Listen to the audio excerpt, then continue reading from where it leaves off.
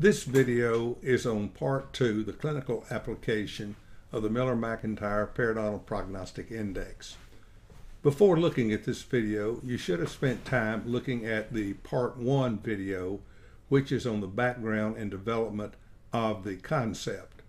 The reason I say that, in this simplified scoring system that will be presented on this tape, the hygienist, the dental assistant, and any other staff have an integral part to play, and they need to have an understanding of how the concept was developed. In case patients ask questions, they would need to be able to answer those.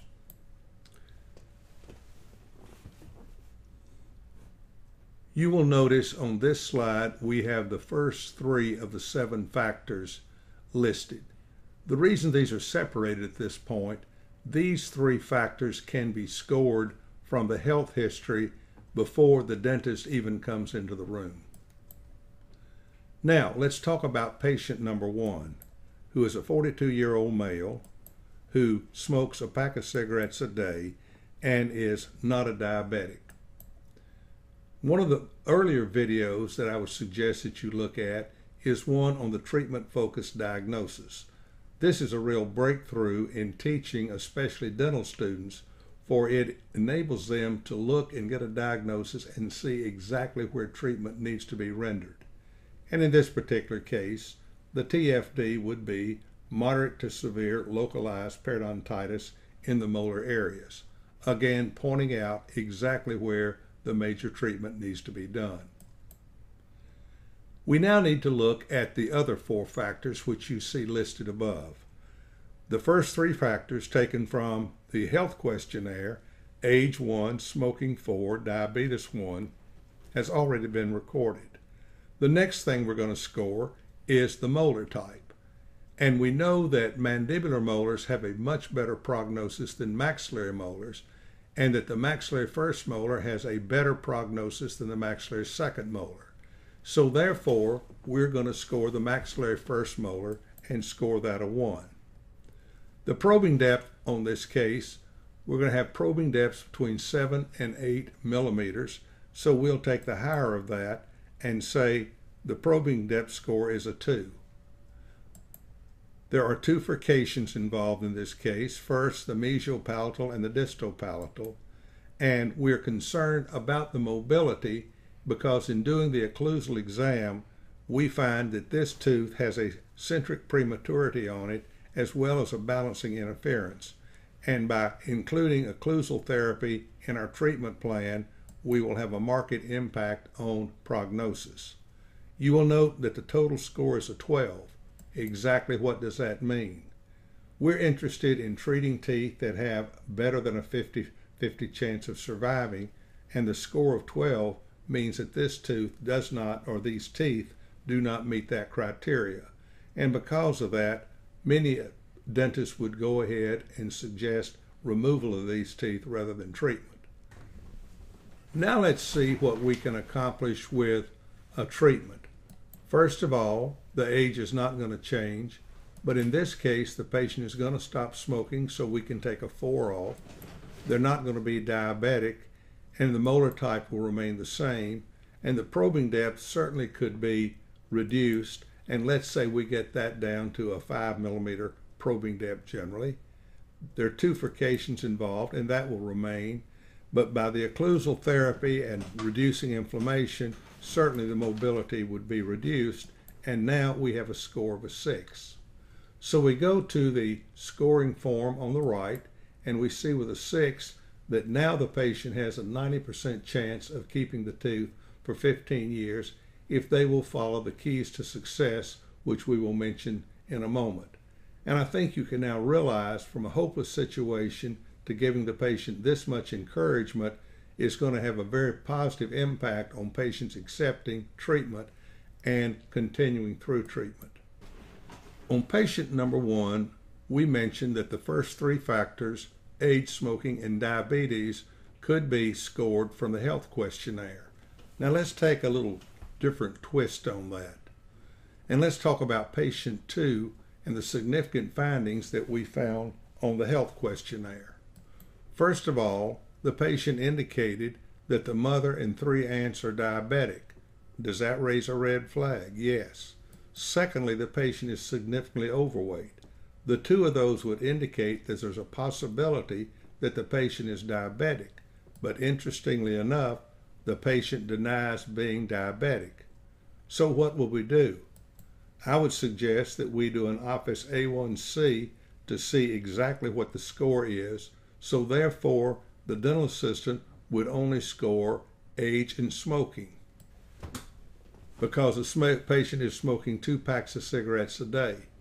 Then I would suggest that the patient be, as I pointed out earlier, have an A1C done in the office, because they say they're non-diabetic, and by doing the A1C now that we mentioned earlier, the score is an 8.7, which indicates that the patient is probably diabetic. But remember, the diagnosis of diabetes mellitus is not a dental diagnosis, and because this impacts so many aspects of the patient's life, including what type of jobs they may qualify for, we do not want to make the diagnosis.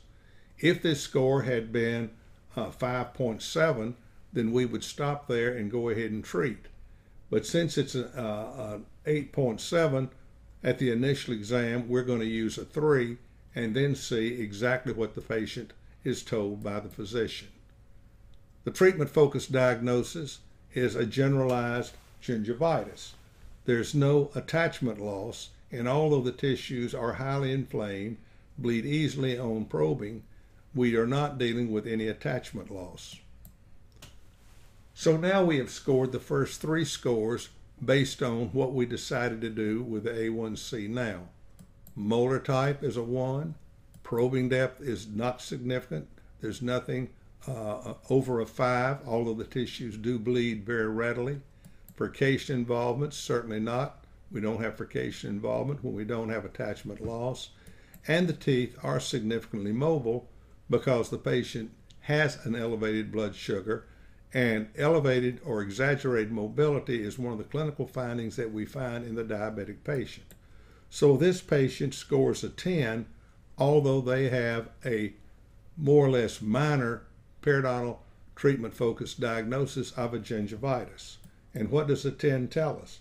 The patient has a 67% chance of keeping the teeth for 15 years with no treatment. But let's go ahead and treat the patient. We're going to treat the patient with non-surgical treatment, just scaling, good home care, not doing any root planing, because you don't do root planing in a case of gingivitis. The patient stops smoking, and they get the A1C down to about a 6.1. Molar type remains the same. The probing depth was not there before. It's not there now. Furcation involvement, not there now. But by controlling the inflammatory response as well as controlling the diabetes, we're going to get a much healthier tissue, and the mobility is going to decrease. So we down to a 3, and what does a 3 tell us? A 96% chance of keeping the teeth for 15 years. I think you can see how motivational this can be when the patient understands what is the cause of the problem.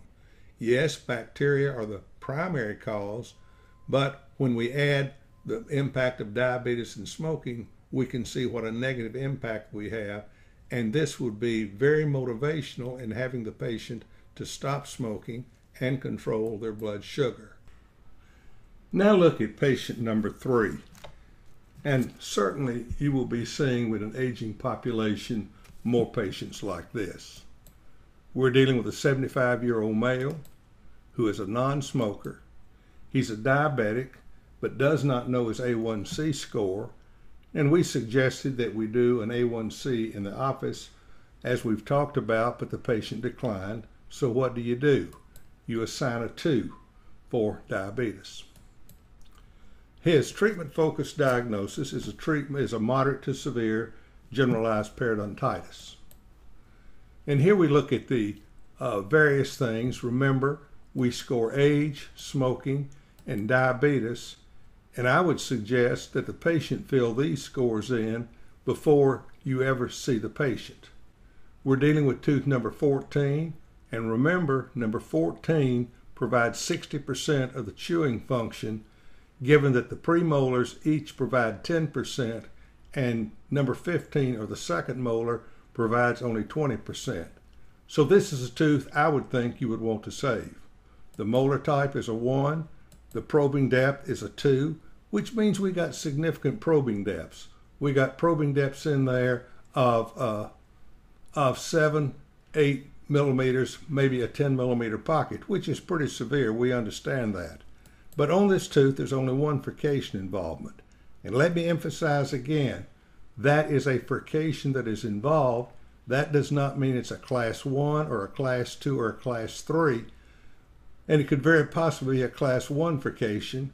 And because we've got some occlusal trauma on the tooth, with a non-working interference and the centric prematurity on that tooth, we are a little concerned about the mobility.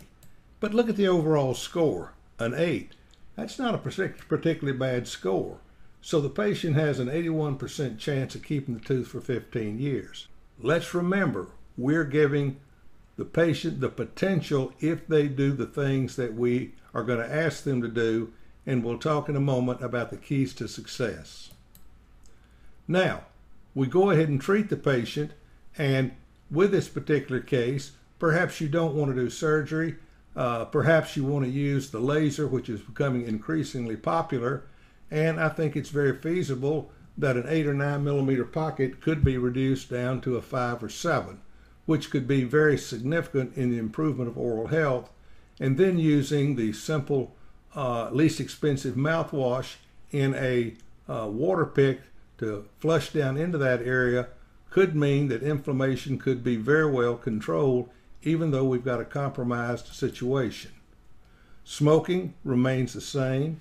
The patient ultimately had an A1C test, and that came back a 6.7, so that comes down to a 1. Molar type remains the same, and we were able to reduce the probing depth down to about the 6 millimeter range.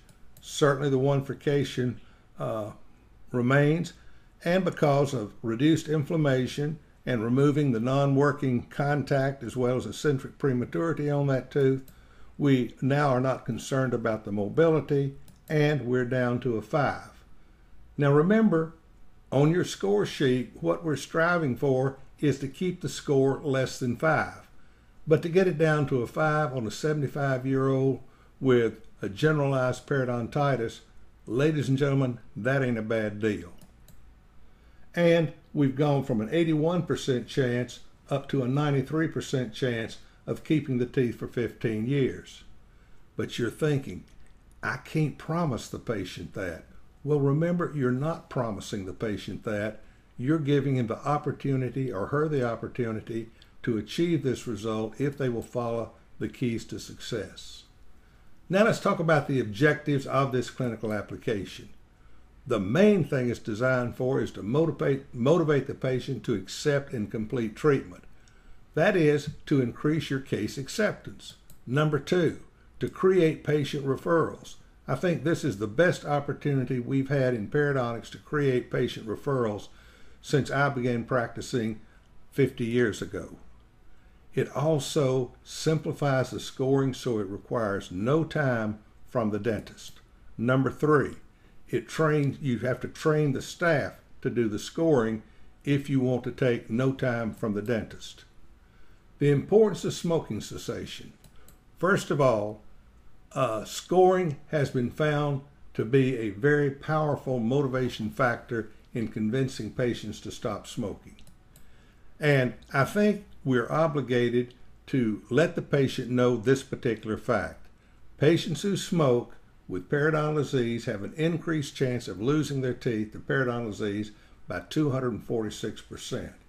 I think we're very remiss if we do not share that information with patients.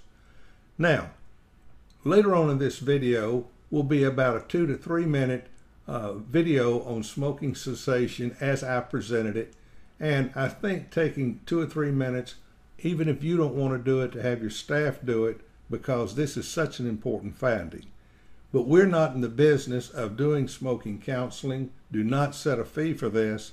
So even though we spend a brief time doing it, we need to refer them for deeper counseling, by calling 1-800-QUIT-NOW, which they can get this counseling 7 days a week, 24 hours a day, 365 days a year. But what are the advantages of scoring? First of all, this is not a promise of success, but a guideline that allows the patient to succeed. Number two, you will note the patient assumes 100% of the responsibility for success. What does this do? That means the dentist assumes no responsibility for the outcome. And here are our keys to success. Remember what I said earlier. Oral hygiene instruction, control of bacterial plaque obviously is the backbone of all periodontal treatment. So the patient has to brush and floss and clean their tongue on a daily basis. And there's a video on that I'll show you in a minute how to link to. They've got to complete the treatment. If you don't complete the treatment, there's no chance of success.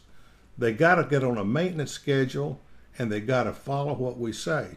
If they don't follow the maintenance schedule and the case fails, that's totally the failure of the patient. Yes, we want them to stop smoking or at least cut back, and on our diabetic patients, we want to encourage them to control their blood sugar. Now here are the two videos that I mentioned earlier on cleaning the tongue.